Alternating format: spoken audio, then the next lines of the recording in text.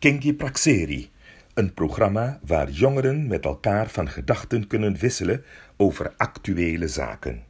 Goeiedag, welkom bij deze laatste uitzending van Kinky Praxeri. Ik ben een beetje verdrietig daarover, maar ja, het is wat het is. Het thema vandaag is social media. En ik heb het genoegen om onze debaters aan jullie voor te stellen. Rechts van mij heb ik Shakira. Hallo allemaal, ik heet Shakira Andeli. Ik ben leidster van de Jesus Students van de Graven Sint-Sandoro School. En ik bezoek de gemeente Merch and Victory for the Nation onder begeleiding van pastor Merchin Patrick. En ik ben 14 jaartjes jong en ik vind het goed om hier te zijn om te discussiëren over social media. Ja. Dankjewel Shakira. En links van mij, Romario. Goeiedag allemaal, ik ben Romario Santcante, ik ben 24, nog steeds student. Ik heb ook geparticipeerd in Jesus Students op OS Hockey. Toen de tijd was ik nog op de Milo school. En ik vind het ook een eer om hier te zijn om te praten over social media, want het is belangrijk vooral in deze tijd. Welkom Romario. En last but not least heb ik het genoegen om onze professional vandaag uit te nodigen. Niemand minder dan Jonathan Wongsisang. Jonathan. Hi, ik ben Jonathan Wongsisang. Ik ben eigenaar van Optimize Digital Marketing. Ik ben hier om samen te praten over social media. Voor mij, social media gebruik ik meer als een zakelijk element. Ik gebruik het voor marketingactiviteiten, voor mijn klanten. Maar daarnaast is social media ook heel belangrijk voor de maatschappelijke opvoeding. Vooral voor de samenleving. We zien tegenwoordig dat social media overal, bijna elk vlak van de maatschappij aanraakt. Vroeger werd je opgevoed door de mensen om je heen, maar nu word je opgevoed door de wereld om je heen. En dat komt allemaal door social media. Hoe gaan we daarbij om? Hoe moeten we ons daarvoor voorbereiden? Vooral als christenen in deze tijd. Ik vind het belangrijk om dat te bespreken. Dankjewel. Ik wil onderstrepen, een heel belangrijk ding dat je zei, Jonathan. We worden tegenwoordig opgevoed door de wereld om ons heen. Klopt. Omdat de wereld tot je toe komt, naar je toe komt via social media. Klopt.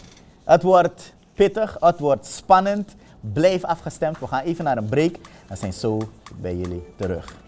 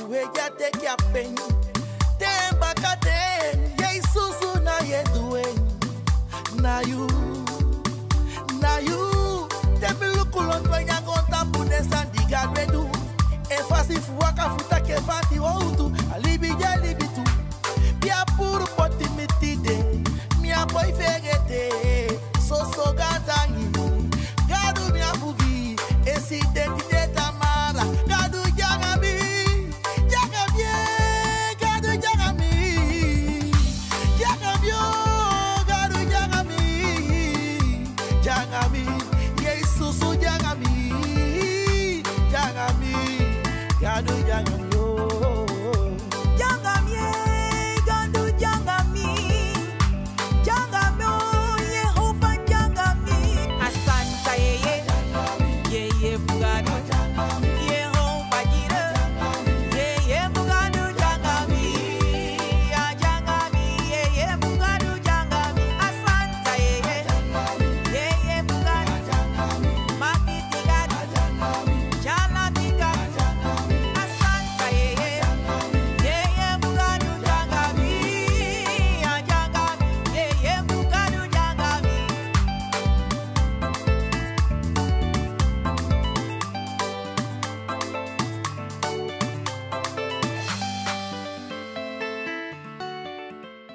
welkom terug van de break.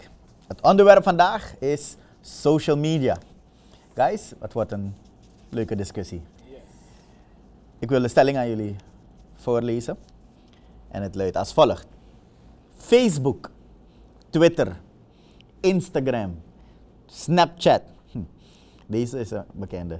TikTok. In één woord, social media. Jullie kennen al die namen? Ja. Hebben ze allemaal in je telefoon? Ja hoor. Social media is niet voor christenen. Ik herhaal. Social media is niet voor christenen. Omdat de Satan deze applicaties gebruikt om mensen, en vooral christenen, vooral jonge christenen, af te leiden en te beïnvloeden, zelfs te verslaven. Denk aan die uren die we soms besteden aan social media. Oké, social media is niet voor christenen. Ben je eens met die stelling, Shakira? Ja hoor, ik ben helemaal eens, want social media gaat in de tijd van jou en de Heer. Dus op het moment dat je op social media bent, kon je dat tijd daar besteden om te bidden of je Bijbel te lezen. Maar je bent aan die telefoon soms, het verleidt je ook om niet door te gaan met de Heer. Bijvoorbeeld zou je gaan bidden en dan je ziet iets, je krijgt een app of wat, je gaat kijken. Dus er zijn zoveel oorzaken die je verleidt op Facebook. Ja, Yes. Is dat zo, Romario, dat social media helemaal niks goeds heeft voor christenen? Nee, ik ben tegen de stelling. Reden waarom ik dat zeg. Je kan het op een positieve manier gebruiken. Je kan social media op een positieve manier gebruiken. De reden waarom ik dat zeg, je hebt je tijd om te bidden. Je hebt je tijd waar je andere dingen doet. We hebben allemaal onze eigen dingen die we doen in het leven. Je weet precies wanneer je bezig gaat zijn met social media, zeg maar Facebook. De reden waarom ik dat ook zeg, is omdat het ook aan de ene kant, je kan het gebruiken als een platform om anderen te bereiken. Want als je weet waar je de wereld naartoe moet gaan om te halen, dan moet je juist daar zijn om te weten hoe je ze gaat pakken. Natuurlijk ga je eerst je voorbereidingen treffen voordat je weet hoe je je dingen aanpakt. Ja. Dan wil ik even teruggaan naar Shakira. Zegt dat dan niet meer over jou? Als je niet in staat bent om social media te beheersen en dat het juist jouw leven domineert, waardoor je zegt dat het niet goed is? Oké. Ik vind dat het niet goed is. Dus ik bedoel niet jou persoonlijk, hoor. Ik bedoel jou als individu. Als je social media niet kan beheersen. Soms kan het, maar soms niet. Want je bent nog steeds, bijvoorbeeld, je moet iets gaan doen of moet je naar de kerk, maar je bent nog bezig te kijken, bijvoorbeeld naar mensen status, naar mensen verhalen. Dus daar gaat de tijd snel, de tijd wacht niet op je. Dus het verleidt me soms. Ik ga niet jokken. Het verleidt me soms. Dus daarom heb ik zo'n mening. Ja, daarom heb je zo'n mening. Yes. Maar je hebt wel alle applicaties in je telefoon? Nee hoor, meneer, niet allemaal. Oké. Je hebt een beperkt aantal? Yes. Oké. Romario, heb jij alle applicaties in je telefoon en je zegt het kan goed gebruikt worden, dan hoe doe jij het? Oké, om te praten over mezelf. Kijk, de meeste christenen van het buitenland, ik ben voorzichtig om dit te zeggen, een platform dat heel weinig wordt gebruikt in Suriname is Twitter. En daarop ben ik ook. Ik ben ook op Twitter, ik ben op Facebook, maar ik gebruik Facebook juist nauwelijks. Ik gebruik Twitter. Oké, ik ben ook niet te vaak op die platformen, maar wanneer je iets nodig hebt of gewoon, je hebt ontspanning nodig, je gaat gewoon gaan doorscrollen en kijken.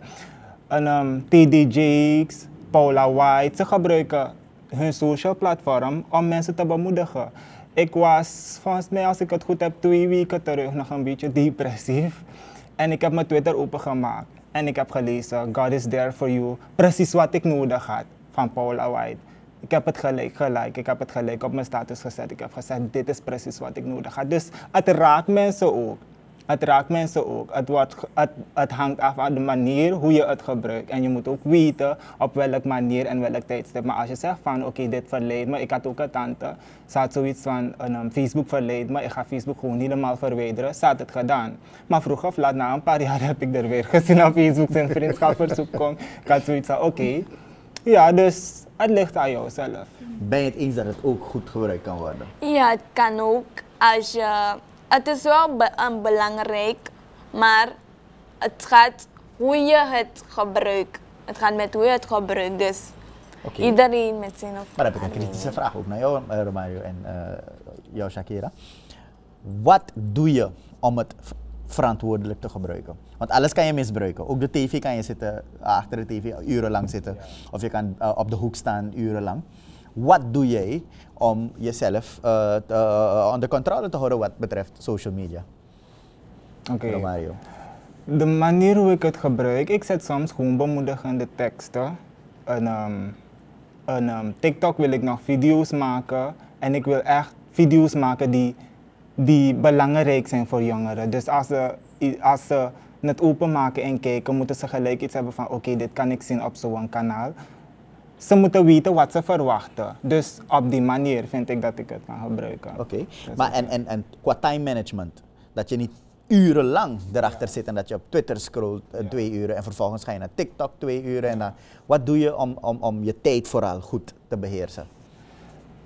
Sowieso moet je niet lang erop zitten. Ik zit echt niet lang op social media.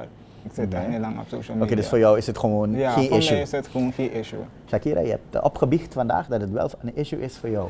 Ja, soms. Want soms kan je anderen bemoedigen. Je weet, sommige christenen soms gebruiken de Satan zodanig dat ze andere dingen zetten. Bijvoorbeeld liederen van iemand die... liederen van een onbekende die iets zingt van, want u weet, onbekenden kunnen bekeerde verleiden. Dus daar kan je die persoon bemoedigen van, zoiets hoort niet thuis, want je dient de Heer.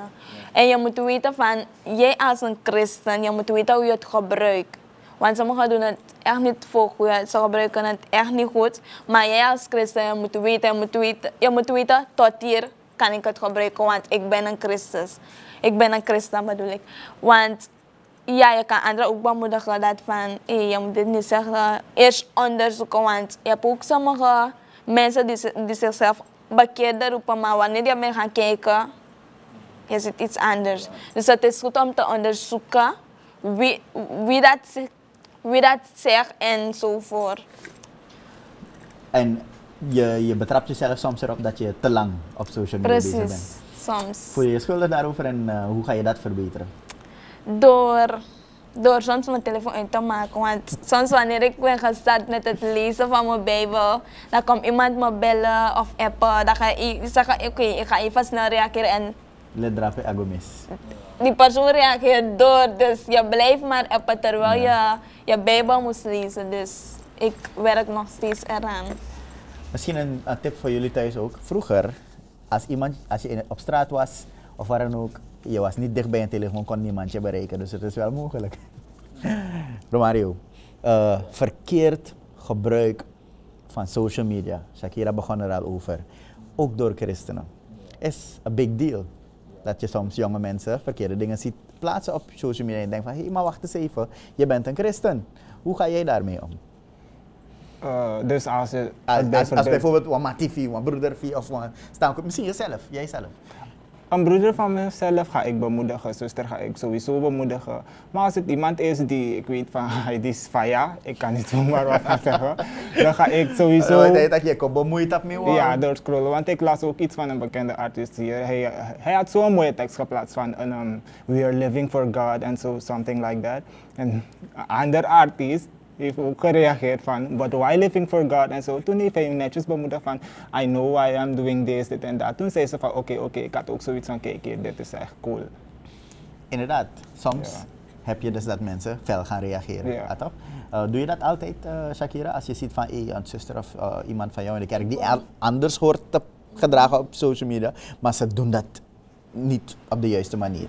Ik bemoedig je en ik ben ook voordat ik je bemoedig, want de duivel kan overnemen en je en bang, weet je. En je kan gewoon uitschelden, maar wij als christenen, we moeten in de geest blijven leven. Dus al gaat die persoon je zeggen, laat me eens mijn leven, je moet niet doorgaan, je moet gewoon laten, oké, is goed. Wees bemoedig, want je hebt die persoon bemoedigd en die persoon gewoon laten en door blijven bidden. En laten we kijken naar wat ze zeggen soms. Mijn platform, mijn Twitter, mijn wall, ik mag toch doen wat ik wil. Op mijn eigen wall en zo. Wie bepaalt voor me wat ik op mijn wall wel en niet zet? Maar mogen ze dat zeggen? Nee, ze mogen dat sowieso niet zeggen, maar... Waarom niet? De reden, oké, laat me niet zeggen dat ze het niet mogen zeggen. Want wij christenen, wij weten van, we leven voor de Heer. En wij hebben ook zoiets van, laat de Heer mijn leven leiden. Maar zij zijn weer in een ander wie en zij weten dat niet. Dus het is echt moeilijk om gewoon te gaan zeggen van, ja, zet niet zoiets op jou. Want dan kan die persoon je ook zeggen van, nou, ik is van mij. Ja. Maar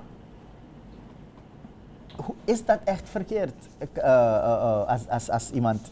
Social media is toch gewoon social media, is niet belangrijk. Wat je daar zet en niet zet. Je hoeft toch geen rekening daarmee te houden, Shakira? Of is het toch zo belangrijk? Is het zo belangrijk dat je let op wat je post? Je moet weten naar wat je kijkt en wat je post. Want op het moment bijvoorbeeld iemand pas in het geloof komt en je hebt die persoon op Facebook een voorbeeld. En je post iets van bijvoorbeeld, je post een auto. Die persoon gaat kijken van wat gebeurt er? Want die persoon, je moet een voorbeeld zijn voor die persoon, want die persoon is nieuw. Op het moment dat bijvoorbeeld je post een tekst, die persoon leest, die persoon is bemoedig als aan, bemoedig als ma. Dus dan gaat die persoon ook een voorbeeld nemen van oké, ik ga een tekst posten. Misschien daardoor kunnen een paar zeggen, ik kom de Heer dienen. Maar op het moment dat je video post van waar mensen uitschelden of waar mensen auto's zeggen, dus dan geef je die persoon niet een goed voorbeeld. Dus social media is wel belangrijk. En je moet wel degelijk voorzichtig zijn. Yes. Want smai lookie libit op social media, neem ik aan, Romario. Ja, mensen kijken echt naar hoe je bent en ze kunnen daar halen uit je social media gedrag hoe je bent. Ja, is dat zo? Sowieso, want als je, zoals het zegt, als je bijvoorbeeld iets gaat posten die niet in de richtlijn is van God, gaan mensen gelijk reageren en ze gaan ook zoiets hebben van looking, de christen, kijk wat hij of zij doet. Weet je, in mijn tijd kon je in je huis schuilen en doen en gedragen hoe je wou. Toch? Pas op straat kreeg men de kans om te kijken naar hoe je je gedraagt. Toch? Maar tegenwoordig is dat dus social media. Klopt dat, Shakira? Voor meisjes ook vooral? Voor meisjes vooral. Want soms, ik word eerlijk, de dingen die gepost worden, of in bikini, of in challenges, sommige van die challenges die je langs ziet komen op TikTok en dat soort dingen, moeten vooral meisjes opletten? Ja, precies. Ze moeten echt opletten. Want vooral jij als een christen, je tempel is een lichaam van God. Dus je moet weten wat je aantrekt. Want je kan niet zeggen dat je een christen bent, dan trek je een short, dan maak je video's, je bemoedigt wat. Ik weet niet hoor, maar daarna ben je niet meer bezig met dingen van God. Dus Satan gaat gewoon daar staan en lachen en kijken naar en lachen. Want kijk wat je aan hebt, dat bemoedig je mensen, come on. Dus je kan niemand nogmaals bemoedigen in een billen short of dat soort dingen. Nee, dat hoort niet. Het is gewoon niet netjes op TikTok en dat soort dingen. Je geeft niet een voorbeeld. Want als die persoon ook nieuw is, wat ik had gezegd, als die persoon nieuw is op bijvoorbeeld TikTok en die persoon ziet dat deze persoon post bemoedigende dingen om daar te komen dienen, gaat die persoon misschien je PM'en op TikTok.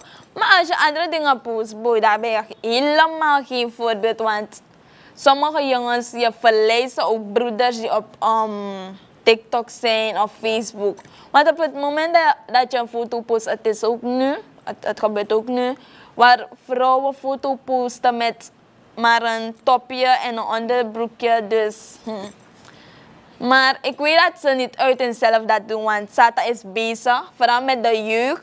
Dus het is goed als je de Heer in je leven hebt. Dus dan weet je hoe je moet omgaan, want je bent een christen. Maar voor de onbekeerden zien ze het gewoon. Ik post gewoon een foto met een topje en een onderbroek. Ze zien het gewoon. Maar wij als christen moeten rekening houden, want ons lichaam is een tempel van God. Dus je gaat zeggen, het is jouw lichaam, maar het is niet jouw lichaam. Het is het lichaam van de Heer, want God heeft je gemaakt. Preach girl, preach. Romario, voor jongens en hun gedrag op social media. Waar gaat het mis met christenjongens? Sowieso de dingen die je ziet, de meisjes die je als het ware in je Facebook-lijsten hebt. Ja, daar kan het misgaan. Want wie je bewust kiest te volgen. Ja, Toch? Want je wie kan je iemand followen. Ja. Toch? Of op Twitter. Ja. En dan plotseling zie je een Ja, vooral Instagram. Vooral Instagram, je komt het gewoon tegen. en dan kunnen mensen al zien wat jij liked. En, Ja, precies wat jij like en zo. Ik had, even hoor. Ik had ook een gesprek gehad met een vriendin van me, heel lang terug. Ze zei me van, altijd komen mannen er gewoon, dus als het ware, ze respecteren er niet. Maar ergens in de Bijbel staat er ook iets geschreven. Maar zij was geen christen, ik heb er wel bemoedigd, maar ze is nog niet zo ver gekomen. Ja. En, ik heb er gezegd van, maar kijk, je moet ook weten, de dingen die je post, de manier hoe je aantrekt en dat soort dingen. Want als ze gelijk zien van, oké, kijk, dan gaan ze een ander beeld van je hebben. Ze gaan anders om je denken. Maar ik zag dat ze gewoon niet begreep waar ik er naartoe wil leiden. Ja, dus het is wel vervelend. Dus zowel voor jongens als meisjes is het belangrijk om te letten op je gedrag op Facebook. Want het zegt al iets over jou. Voordat we teruggaan naar de professional, heb ik nog een laatste vraag. Ouderen, die hebben moeite om te begrijpen dat ding van social media. En er zijn heel wat ruzies die ontstaan in huis, omdat ouders zeggen, ja, klets de hele dag op Facebook, op Twitter, noem maar op. Maar zelfs ouderen ook kunnen verslaafd raken eraan. Help ze begrijpen. En ik wil bij jou, Romario, gaan beginnen met deze vraag. Het kan dus wel positief worden gebruikt. Wat moeten ouders dan doen met jongeren wanneer ze bezorgd zijn van hey, je gebruikt dat ding verkeerd? Heb je een woord van advies? Een advies voor de ouders? Voor de ouderen. De ouders. Eigenlijk, wat ik hierbij kan zeggen, is dat de ouderen eigenlijk weten wat ze van je willen. En als ze iets adviseren, zou jij als kind eigenlijk moeten gehoorzamen. Tot zover denk ik wel van, ik zou toch gehoorzamen luisteren naar mijn moeder. Want soms heb ik het ook, bijvoorbeeld ik zeg mijn moeder van, ma, ik wil zo ergens gaan, ik wil ergens gaan, ik wil ergens gaan. Mijn moeder blijft niet zeggen. En als ze gewoon ja zegt, ik blijf gewoon zitten. Ik heb ook zo, mijn moeder heeft ja gezegd. Ik ga gewoon niet meer, omdat je gelijk zoiets hebt van, Dus ouders die toch, bepaalde ouders begrijpen het ook niet. Maar wat dat betreft kan ik niet echt wat zeggen, want een ouder is anders. Het blijft een issue, het blijft soms voor spanningen thuis zorgen tussen ouders en kinderen. Shakira, heb je misschien iets? Hoeft het zo gespannen aan toe te gaan? Maar ouders, het is goed als je kijkt hoe je het gebruikt. Want op het moment bijvoorbeeld, je kijkt naar een video waar ze uitschelden en je lacht. Je kind is daar, je kind zit, is grappig. Die persoon gaat, je dochter of je zoontje gaat in je telefoon zien waar mijn moeder het heeft gezien. Ze gaat het downloaden en zo gaat die persoon op Facebook. In deze tijd ken ik ook jongeren van 12, 13 die op Facebook zijn. Maar ik zeg je gewoon van, je moet weten hoe je het gebruikt. Want het kan, in het begin kan het leuk zijn, grappig, alles. Maar einde gaat iets anders worden, dus je moet weten hoe je het gebruikt. Dus jij als jongere die naar deze programma kijkt, je moet weten hoe je Facebook gebruikt. Want er zijn ook jonge kinderen, ik kijk van boys zien hun ouders niet. Jonge kinderen van 11 jaar die foto posten met, ik zeg van boy, heren help ze. En bij mij, toen ik op Instagram was, ik ben niet meer op Instagram, dus daar als ik volg iedereen, als je me volgt, volg ik je terug. Maar als ik zie wat je post, bijvoorbeeld je post iets van waar iemand uitscheldt of waar jullie tegen de heren zijn, God bestaat niet, onvolg ik je, want ik hou niet ervan. If je no sap gado, im leer sap gado voor jezelf, zei je taki. Dus het is goed zijn als de heren niet zomaar begeleiden, maar ze gaan hun straf krijgen, want God slaapt niet. En het is niet goed als je als christen dingen maar je hebt iets wel heel erg belangrijk gezegd hoor, Shakira. Ja? Ouders moeten ook letten op hun social media gedrag. Precies. Want dat heeft ook een invloed op het gedrag van kinderen thuis, jongeren thuis. Ik denk dat het tijd rijp is om te horen van onze professional, die in zowel Suriname als in Nederland en in het buitenland heel veel werk verricht en veel weet over de impact van social media. Jonathan. Hi, ja, interessant om naar jullie te luisteren.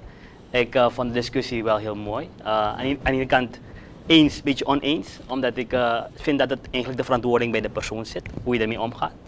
Shakira gaf wat goede punten aan daarin. Het is belangrijk dat wij social media... Kijk, ik ben ook christen. Ik werk elke dag in social media. Ik ben vaak op social media. Ik zie alles wat gebeurt. Het zijn platformen. En het is hoe je het platform gebruikt. En eigenlijk, social media openbaart eigenlijk wie wij als mensen zijn. Als je bijvoorbeeld ziet hoeveel volgers Nicki Minaj kan krijgen in één post. Of die Kardashians. Miljoenen volgers in één keer. Zo snel zijn ze gegroeid. Een andere volger begint pas. Hij doet een paar gekke dingen en plotseling zoveel volgers. Het laat eigenlijk zien, wij als mensen willen graag geprikkeld worden. We willen graag kijken naar dingen waar we eigenlijk niet naar kunnen kijken. Gaan we het zoeken. En dat is de wereld op zich. Zo is de mens. Maar de Bijbel leert ons in Johannes hoofdstuk 18 dat wij in de wereld zijn, maar niet van de wereld zijn. Toch?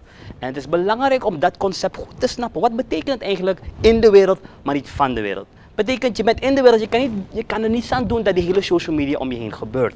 Je kan er niets aan doen dat al die dingen gebeuren om je heen. Maar je kan wel weten, ik ben een kind van God. En de Bijbel leert ons een licht te zijn in de wereld. Een licht te zijn in social media. En dat is dus de uitdaging voor ons als christen. Word je beïnvloed of laat je je weer beïnvloeden? Dat is de vraag. Word je beïnvloed? Krijg je gewoon alles over je heen? Of kies je ervoor wie jou beïnvloedt? Kies je ervoor naar wat je kijkt? Kies je ervoor hoe je ermee omgaat? En ik denk dat de discussie vooral moet zijn binnen de christengemeenschap. Hoe wij de vraag is, zijn we effectief genoeg in het voorbereiden voor de jongeren met social media? We moeten niet vergeten. Het was Jezus Christus die het eerst zegt. Volg mij. Zie je? Hij was eerst eigenlijk de zogenaamde influencer van zijn tijd. Want hij zegt, volg mij. En wanneer je op social media gaat, wat ga je doen? Je gaat mensen volgen. Maar Christus was de eerste die eigenlijk had gezegd, volg mij. Dus hij is de eerste eigenlijk. En het mooie ervan is, als je de Bijbel leest en het concept van de Bijbel leest en vooral het leven van Jezus leest, dan word je gewoon als het ware nog meer geïnspireerd om te zeggen van, hé, ik kan social media goed gebruiken. Want Christus heeft mij een goede voorbeeld gegeven. Je hebt maar 12 goede vrienden nodig, hè? En dan kan je de wereld veranderen. Zo moet je het zien. Dus als je dat begrijpt en je gaat gewoon leven daarin, social media kan heel veel bereiken. De christenen van vandaag, ik vind het jammer, we doen gewoon eigenlijk net als hoe de wereld social media gebruikt. We gebruiken het om mensen te beïnvloeden, we gebruiken het, maar we kunnen veel dieper erin gaan. Ik vind het jammer dat ik zelf niet de tijd heb om zo effectief te zijn als de zogenaamde influencers van deze tijd. Dat ik ook mijn gezin heb en ik moet ook zelf brood op tafel verzorgen. Maar ik vind het een uitdaging om ook hier te zijn, om samen te discussiëren van hoe kunnen wij als christenen effectief, zoals de Bijbel ons leert te leven, social media toe te passen in de gemeente. Want het is een tool het is een platform die we kunnen gebruiken. Iedereen hier wil een rijbewijs hebben, toch? Om een auto te rijden. Zijn auto's slecht? Nee, het is hoe je die auto gebruikt, hoe je het bestuurt. En ik denk dat het belangrijk is dat wij social media ook effectief moeten gebruiken binnen de samenleving. Vroeger zei iedereen Facebook vanuit de kerk, Facebook is van de duivel. Ja, maar nu heeft elke gemeente wel een livestream op Facebook openstaan. En ze zeggen, prijs God voor Facebook. Dat we nu Facebook hebben om toch het... Dus zo zie je, de gedachte is soms helemaal verkeerd gelegd. En wanneer we het niet nodig hebben, is het van de duivel. Wanneer je het nodig hebt, is het prijs de Heer. Dus laten we weten, het is een platform, we moeten het effectief gebruiken. En ik ben daarom heel blij met dit soort discussies. Zodat we gewoon dieper kunnen ingaan in ons christen zijn. Maar ook hoe we naar buiten stralen binnen het social media gebeuren. Ik open de sessie straks voor vragen van jullie, want ik weet dat jullie zeker vragen hebben voor Jonathan. Ja. Maar voordat we naar hun vragen gaan, Jonathan, je hebt iets gezegd daarnet. De wereld. Dus je praat over social media en je zegt het is eigenlijk de wereld. Ja. Dus in principe, zo moeten we social media zien. Het is de toegang tot de wereld. Ja.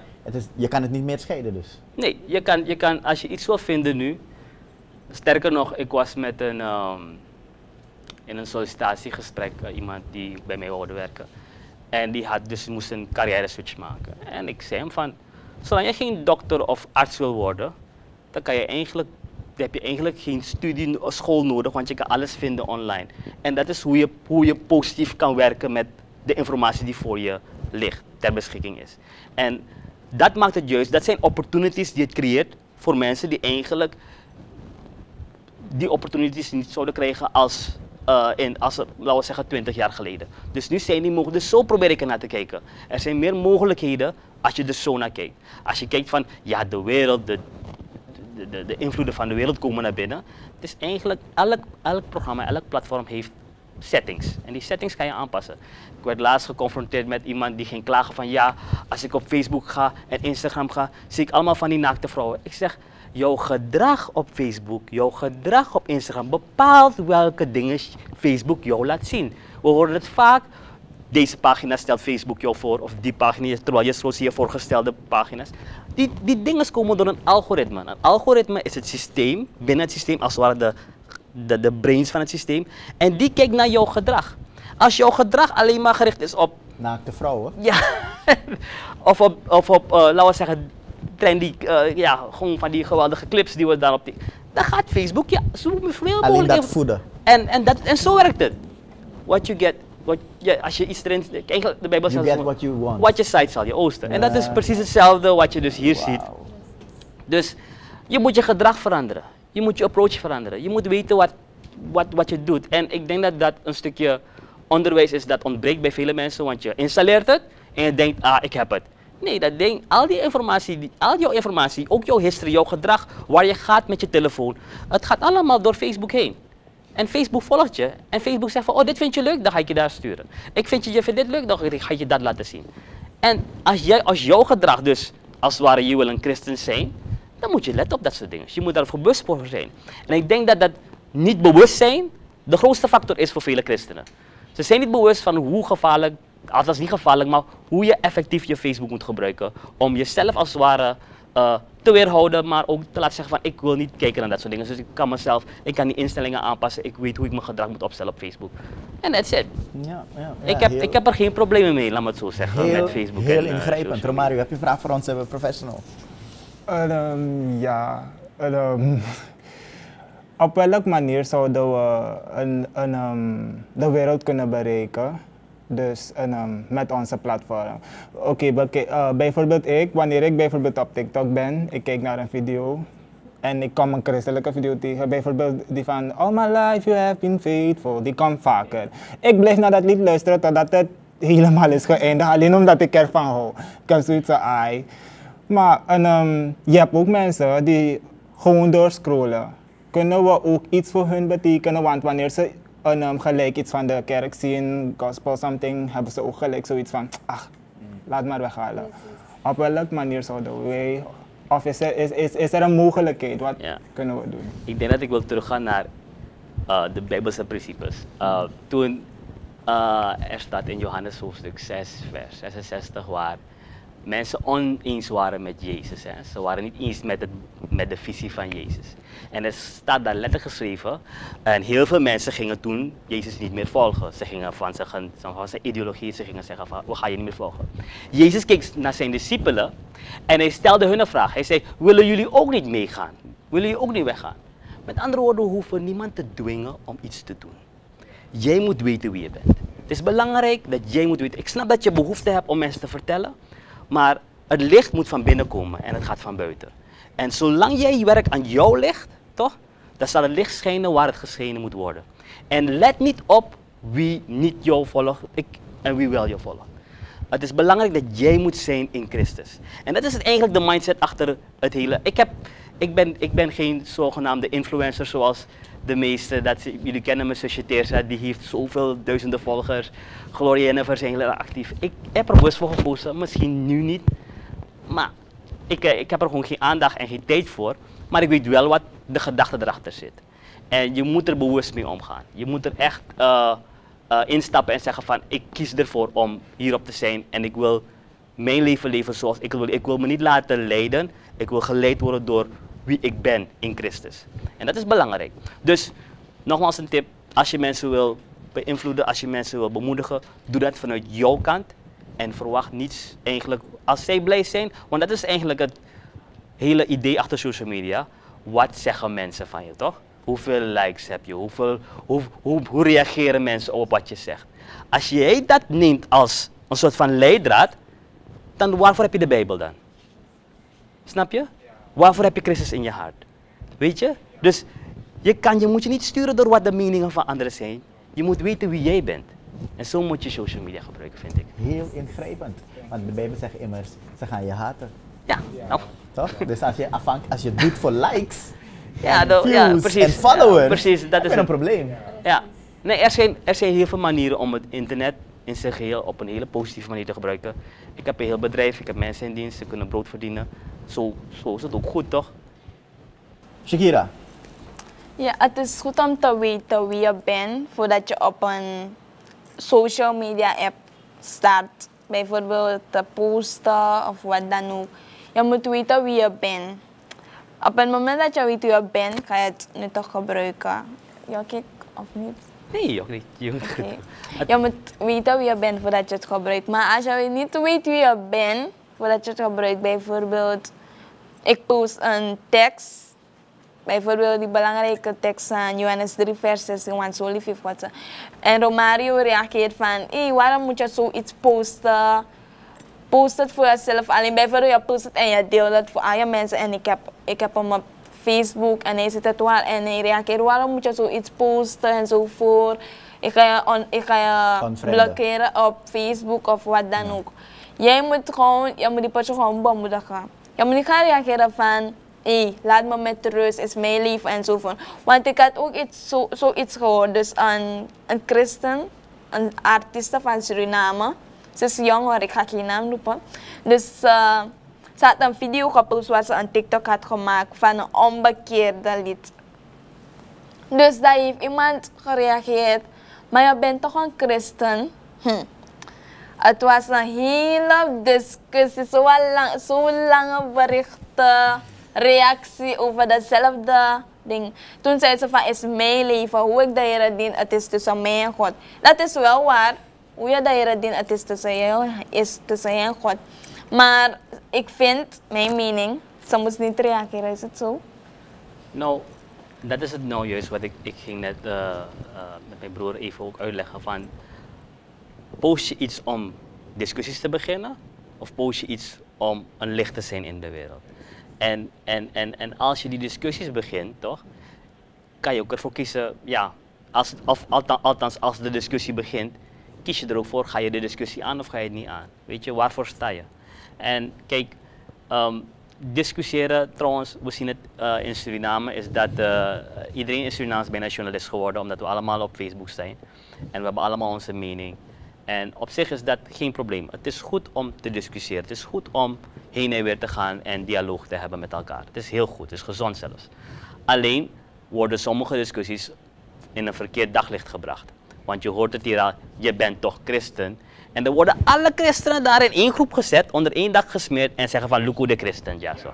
En eigenlijk is daarin een beetje de boodschap dan, is de boodschap misgeslagen. Heeft het de boodschap, misschien wou je een andere bedoeling met die post zetten en het gaat helemaal de andere kant op. Dus mijn mening hierover is gewoon, wees bewust in wat je wilt doen, wie je wil zijn. Als je jezelf wil gaan plaatsen op Facebook, je wil gaan posten, je wil dingen plaatsen, mensen bemoedigen.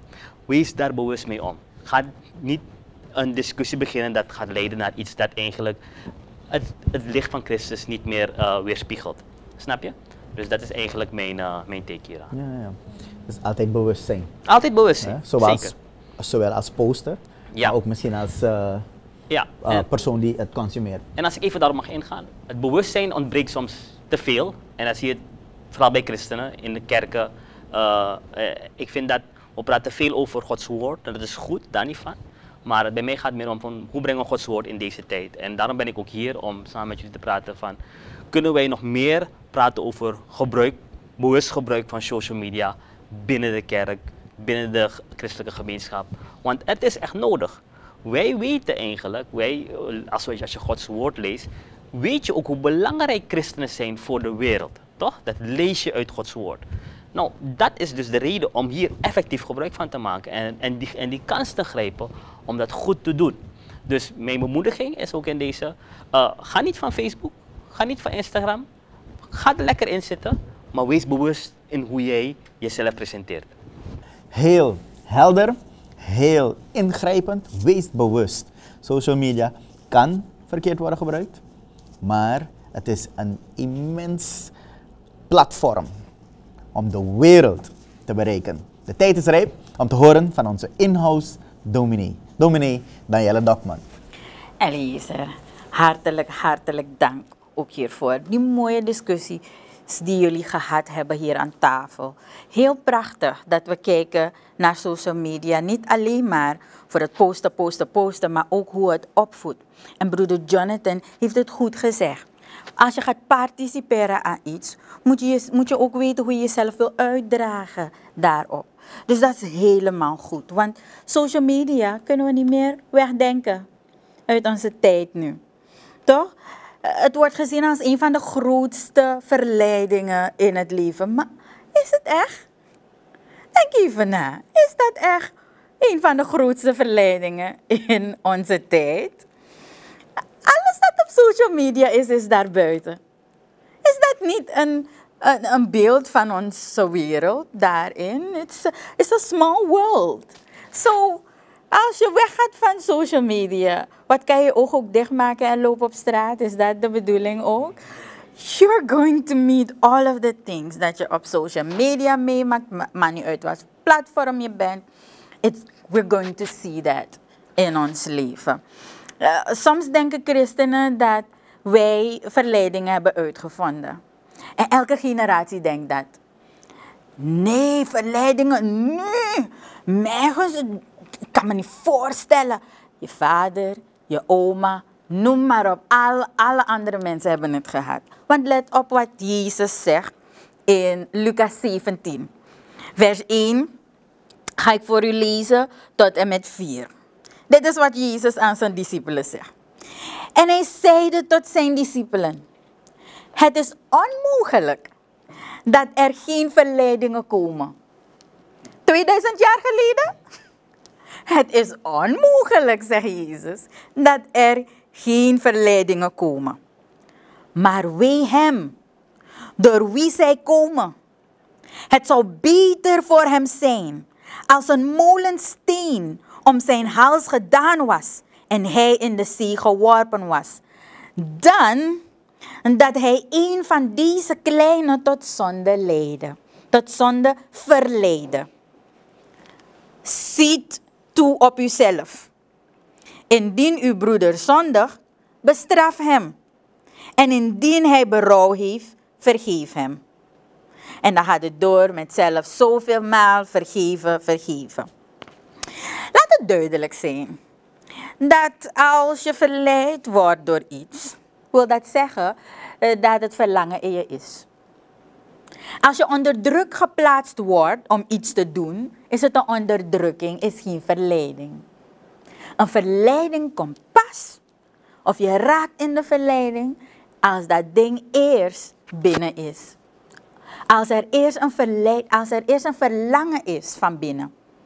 En vandaar dat we praten over die algoritme.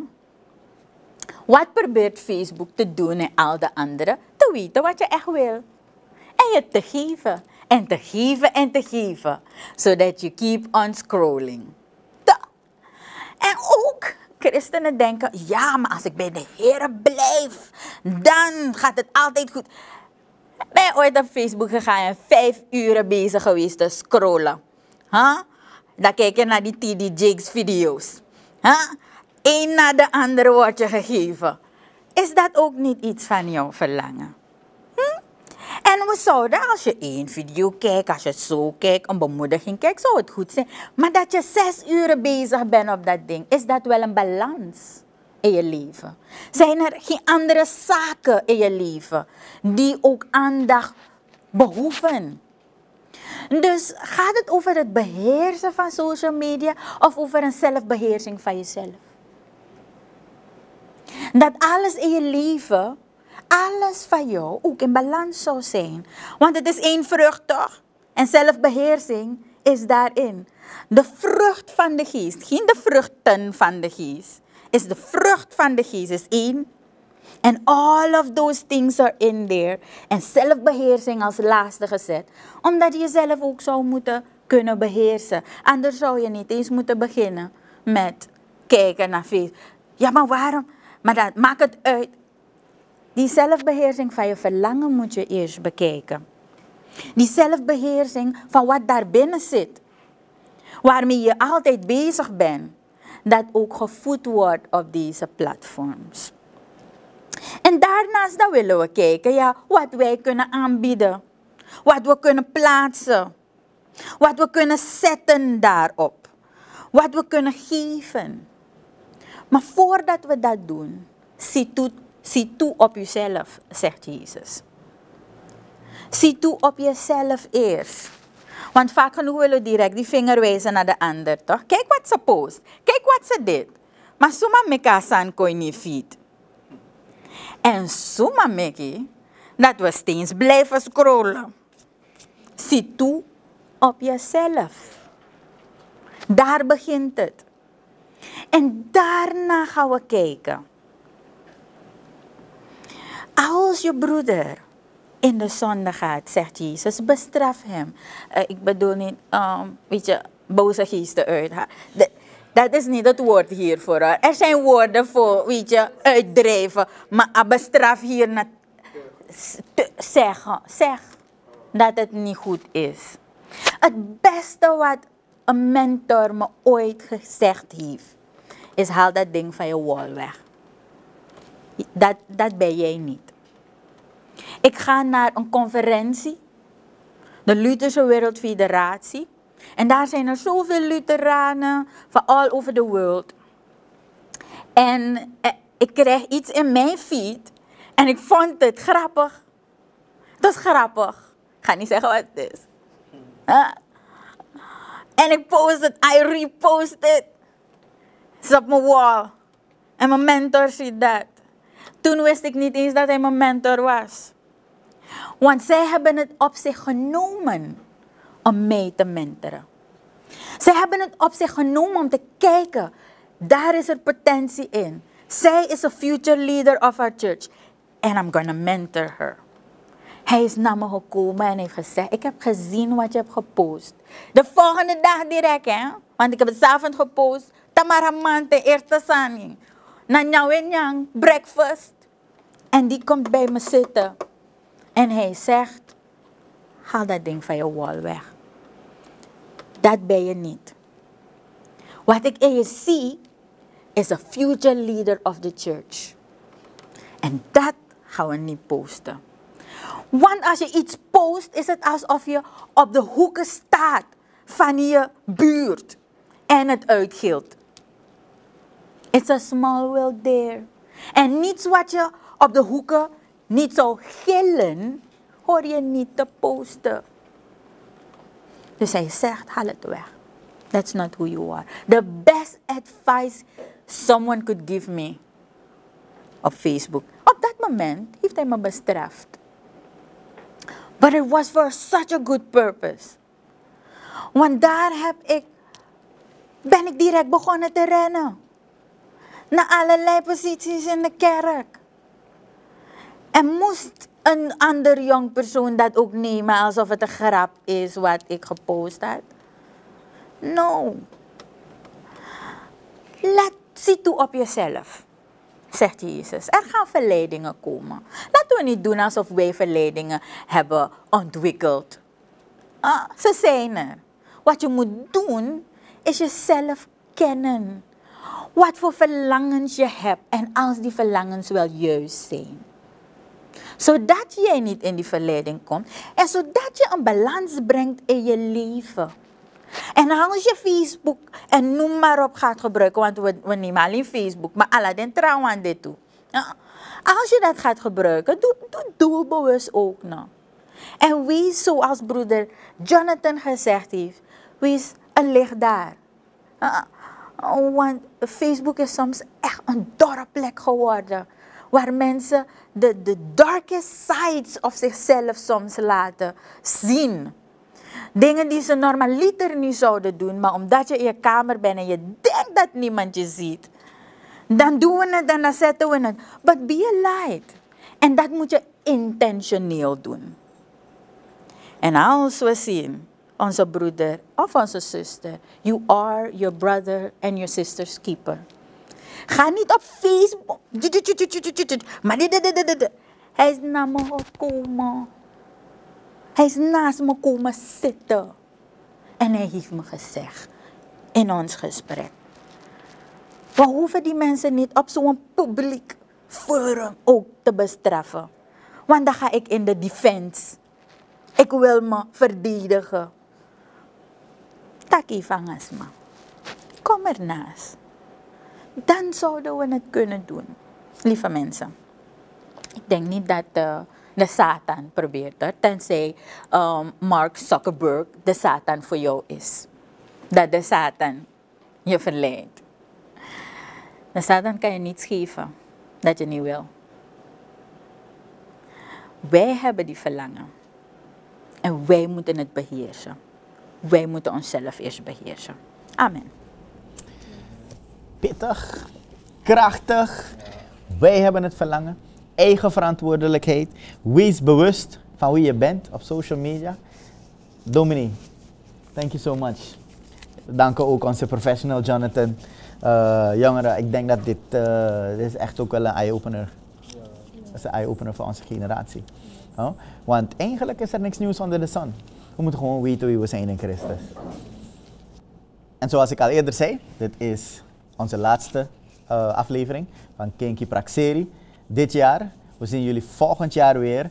Het is tot u gekomen met de complimenten van het Surinaams Bijbelgenootschap in verband met Bible Month. Tot volgend jaar. Dit was een productie van het Surinaams Bijbelgenootschap. Kinky Praxeri.